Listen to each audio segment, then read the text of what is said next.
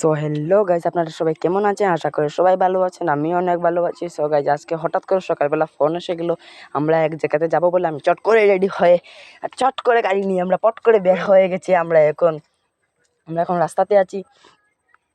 আমরা একজন দিদার বাসাতে যাবো বলে, আমি, বোন, মা, ঠাম্মা, বাবা আমরা একটু ঘুরতে যাব গাইজ। হঠাৎ করে মনে পড়লো। তারপরে যেতে যেতে আর হঠাৎ করে দেখলাম যে এখানে বন্যাক্রান্ত লোকেদের প্রচুর কষ্ট হচ্ছিল। ওনারা জলে জলে একটু প্রবলেমে আছিলেন। তারপর হঠাৎ করে মনে পড়লো গাইজ একটা মন্দিরে যাব আমরা। সঙ্গে সঙ্গে মন্দিরের ভিতরে ঢুকে গেলাম।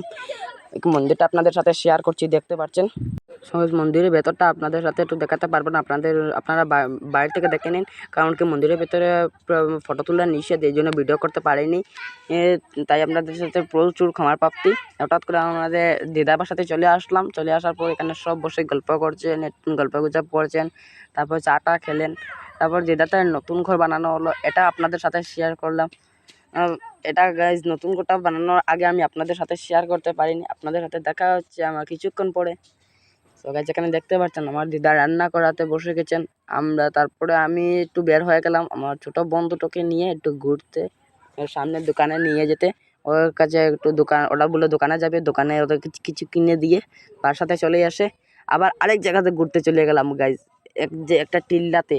এখানে বলে প্রচুর ধরনের নানান প্রকারের ফল উল পাওয়া যায়। এই টিল্লাতে একটু ঘুরতে চলে গেলাম।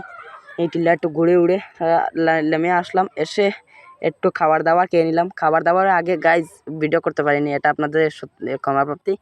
খেয়ে একটু এখানে এসে রেস্ট করলাম গাছের নিচে। প্রচুর ছায়া ছিল, এখানে হাওয়া ছিল, প্রচুর কুলকুল লাগছিল। এখানে এই দুষ্টুগুলো সব সময় মোবাইল নিয়ে লাগালাগি করেন। এখানে সব বড় লোকেরা বসে একটু গল্প গুজব করছেন। মা আমার পিসি বসে গল্পটা করছেন।